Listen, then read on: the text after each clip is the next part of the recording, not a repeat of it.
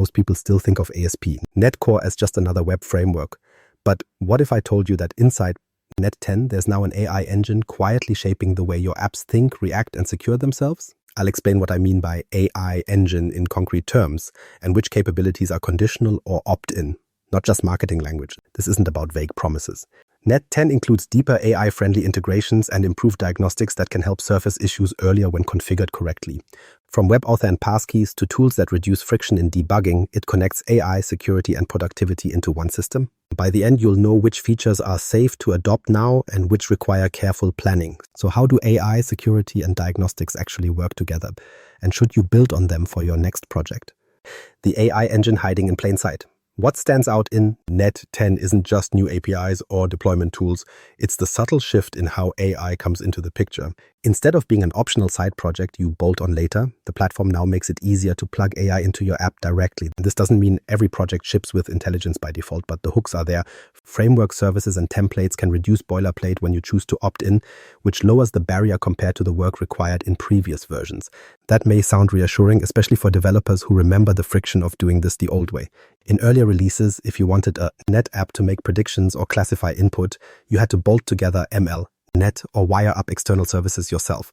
The cost wasn't just in dependencies, but in sheer setup, moving data in and out of pipelines, tuning configurations, and writing all the scaffolding code before reaching anything useful.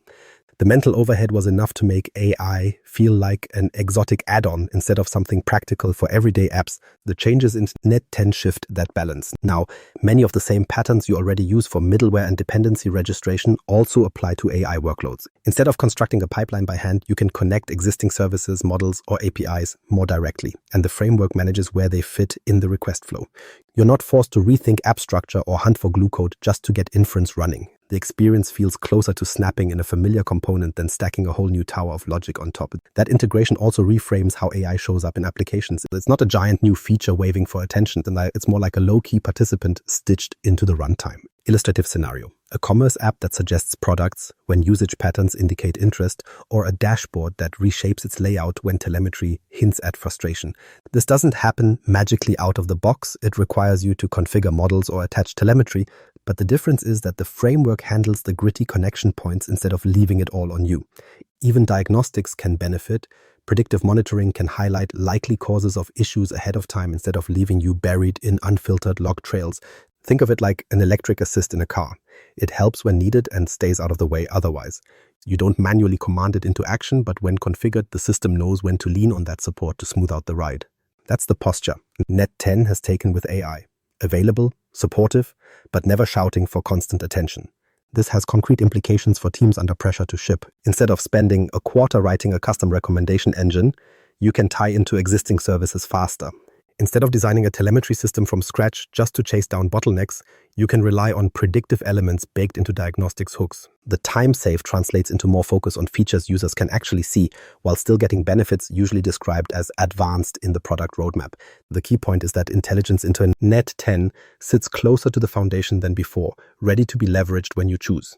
You're not forced into it, but once you adopt the new hooks, the framework smooths away work that previously acted as a deterrent. That's what makes it feel like an engine hiding in plain sight. Not because everything suddenly thinks on its own, but because the infrastructure to support intelligence is treated as a normal part of the stack. This tighter AI integration matters, but it can't operate in isolation. For any predictions or recommendations to be useful, the system also has to know which signals to trust and how to protect them. That's where the focus shifts next, the connection between intelligence, security, and diagnostics. Security that doesn't just lock doors, it talks to the AI.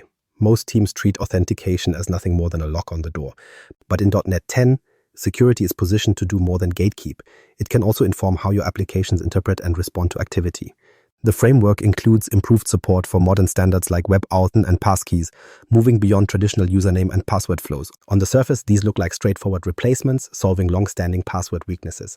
But when authentication data is routed into your telemetry pipeline, those events can also become additional inputs for analytics or even AI-driven evaluation, giving developers and security teams richer context to work with. Passwords have always been the weak link, reused, phished, forgotten. Passkeys are designed to close those gaps by anchoring authentication to something harder to steal or fake, such as device-bound credentials or biometrics. For end users, the experience is simpler.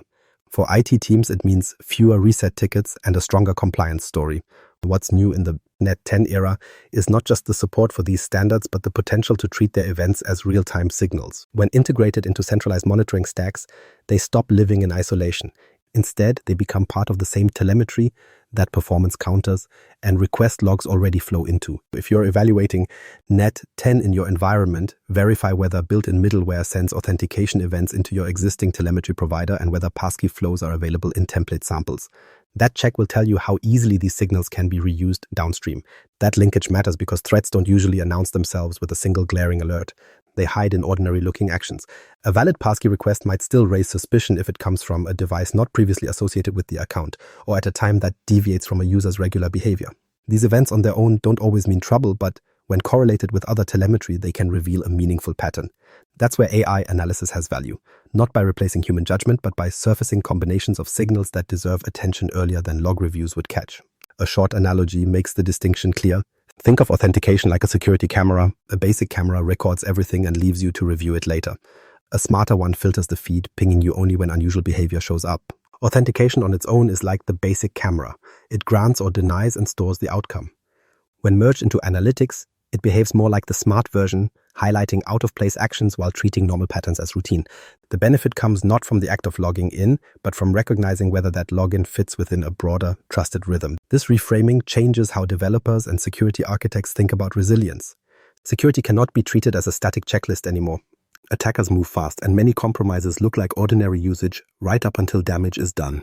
By making authentication activity part of the signal set that AI or advanced analytics can read, you get a system that nudges you toward proactive measures. It becomes less about trying to anticipate every exploit and more about having a feedback loop that notices shifts before they explode into full incidents. The practical impact is that security begins to add value during normal operations, not just after something goes wrong. Developers aren't stuck pushing logs into a folder for auditors, while security teams aren't the only ones consuming sign-in data. Instead, passkey and WebAuthn events enrich the telemetry flow developers already watch. Every authentication attempt doubles as a microsignal about trustworthiness in the system. And since this work rides along existing middleware and logging integrations, it places little extra burden on the people building applications. This does mean an adjustment for many organizations. Security groups still own compliance, controls still apply, but the data they produce is no longer siloed. Developers can rely on those signals to inform feature logic, while monitoring systems use them as additional context to separate real anomalies from background noise. Done well, it's a win on both fronts: stronger protection, built on standards users find easier, and a feedback loop that makes applications harder to compromise without adding friction. If authentication can be a source of signals, diagnostics is the system that turns those signals into actionable context. Diagnostics that predict breakdowns before they happen. What if the next production issue in your app could signal its warning signs before it ever reached your users? That's the shift in focus with diagnostics in .NET 10. For years, logs were reactive, something you dug through after a crash, hoping that one of thousands of lines contained the answer. The newer tooling is designed to move earlier in the cycle. It's less about collecting more entries and more about surfacing patterns that might point to trouble when telemetry is configured into monitoring pipelines. The important change is in how telemetry is treated. Traditionally, streams of request counts, CPU measurements, or memory stats were dumped into dashboards that humans had to interpret. At best, you could chart them and guess at correlations. In .NET 10, the design makes it easier to establish baselines and highlight anomalies. When telemetry is integrated with analytics models, whether shipped or added by your team, the platform can help you define what's normal over time. That might mean noticing how latency typically drifts during load peaks or tracking how memory allocations fluctuate before batch jobs kick in. With this context, deviations become obvious far earlier than raw counters alone would show. Volume has always been part of the problem. When incidents strike, operators often have tens of thousands of entries to sift through. Identifying when the problem actually started becomes the hardest part. The result is slower response and exhausted engineers. Diagnostics in .NET 10 aim to trim the noise by prioritizing shifts you actually need to care about.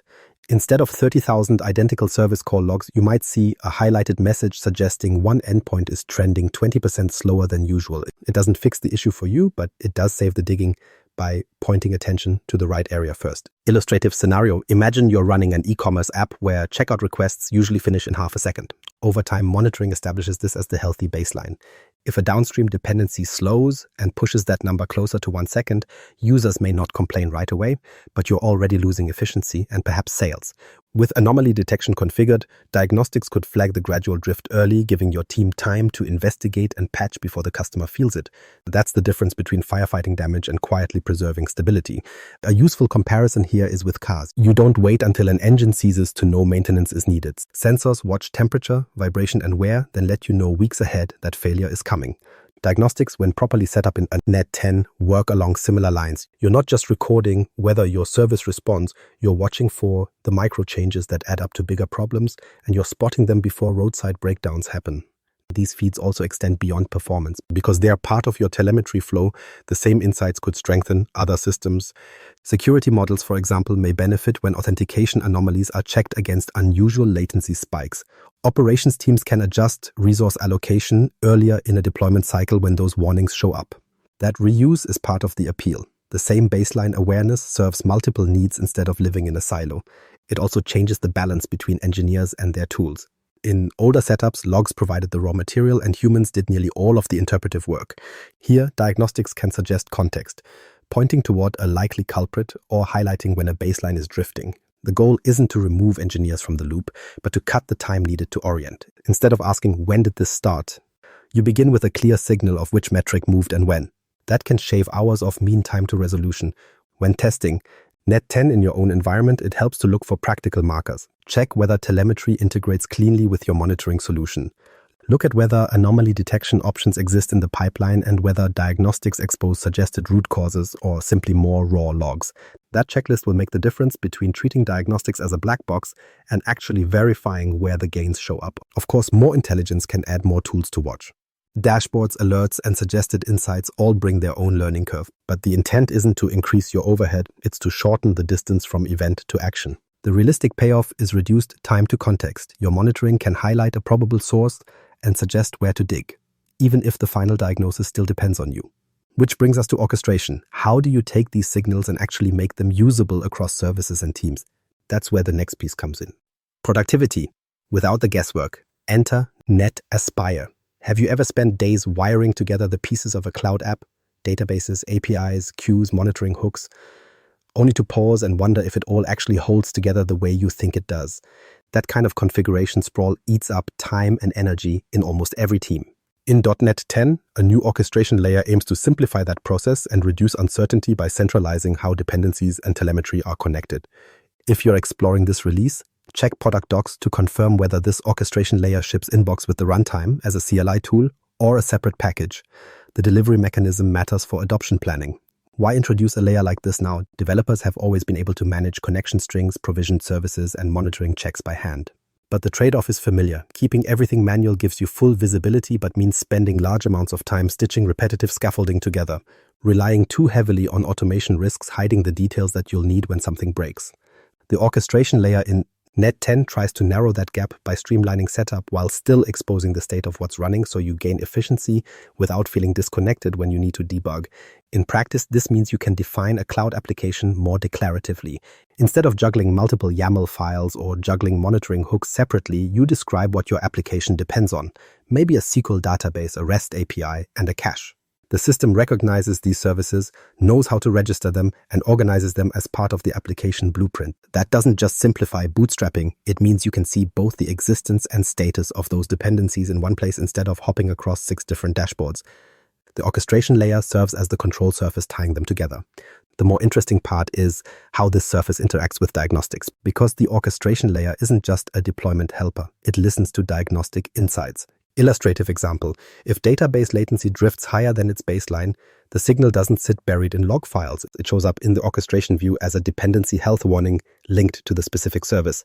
Rather than hunting through distributed traces to spot the suspect, the orchestration layer helps you see which piece of your blueprint needs attention and why.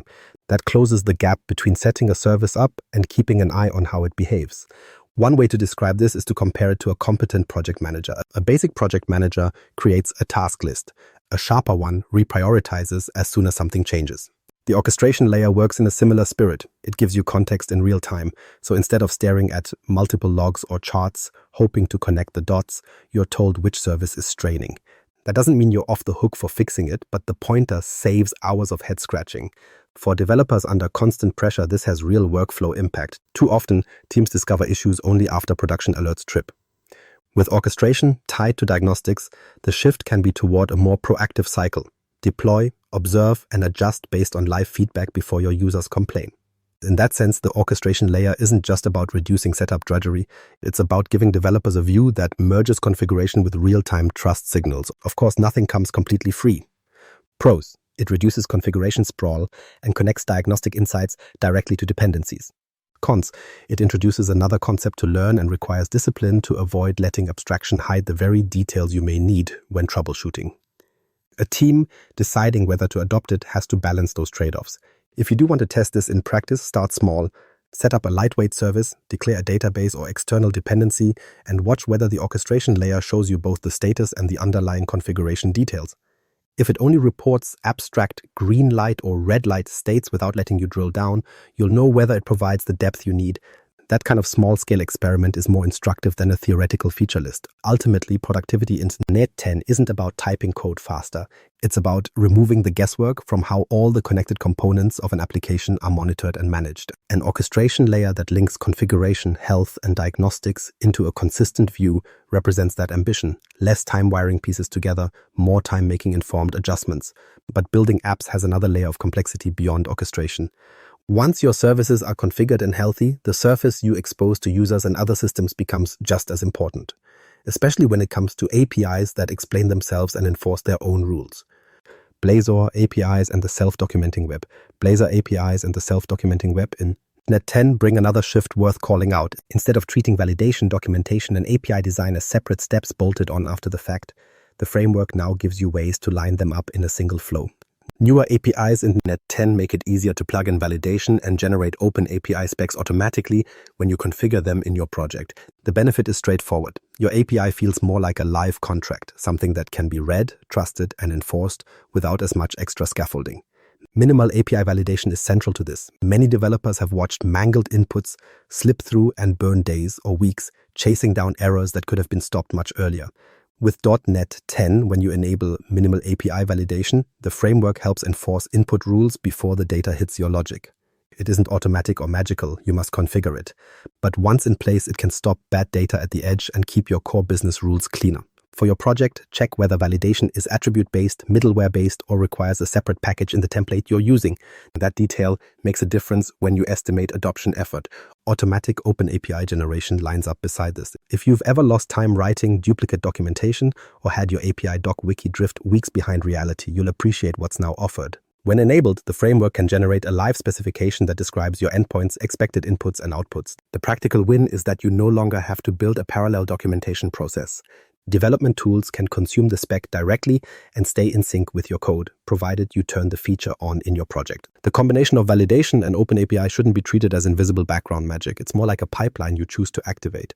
You define the rules, you wire up the middleware or attributes, and then the framework surfaces the benefits, inputs that respect boundaries and docs that match reality. In practice, this turns your API into something closer to a contract that updates itself as endpoints evolve. Teams get immediate clarity without depending on side notes or stale diagrams. Think of it like a factory intake process. If you only inspect parts after they're assembled, bad components cause headaches deep in production. But if you check them at the door and log what passed, you save on rework later. Minimal API validation is that door check. OpenAPI is the real-time record of what was accepted and how it fits into the build. Together, they let you spot issues up front while keeping documentation current without extra grind. Where this gets more interesting is when Blazor enters the picture. Blazor's strongly typed components already bridge back-end and front-end development. When used together, Blazor's typed models and a self-validating API reduce friction, provided your build pipeline includes the generated OpenAPI spec and type bindings. The UI layer can consume contracts that always match the backend because both share the same definitions. That means fewer surprises for developers and fewer mismatches for testers. Instead of guessing whether an endpoint is still aligned with the docs, the live spec and validation confirm it. What matters most here is the system-level benefit. Minimal API validation catches data drift before it spreads, OpenAPI delivers a spec that stays aligned, and Blazor makes consumption of those contracts more predictable. Productivity doesn't just come from cutting lines of code. It comes from reducing the guesswork about whether each layer of your app is speaking the same language. These API improvements are part of the same pattern: tighter contracts, clearer signals, and less accidental drift between front-end and back-end. And once you connect them with the diagnostics, orchestration, and security shifts we've already covered, you start to see something bigger forming. Each feature extends beyond itself, leaving you less with isolated upgrades and more with a unified system that works together. That brings us to the broader takeaway. Net 10 isn't just about new features living on their own. It's moving toward a platform that makes self-healing patterns easier to implement when you use its telemetry, security, and orchestration features together. The pieces reinforce one another, and that interconnected design affects how apps run and adapt every day. To make this real, audit one active project for 3 things. Whether templates or packages expose AI and telemetry hooks, whether passkeys or WebAuthn support are built-in or require extras, and whether OpenAPI with validation can be enabled with minimal effort. If you manage apps on Microsoft Tech, drop a quick comment about which of those 3 checks matters most in your environment. I'll highlight common pitfalls in the replies. In short, Net 10 ties the pieces together. If you plan for it, your apps can be more observable, more secure, and easier to run.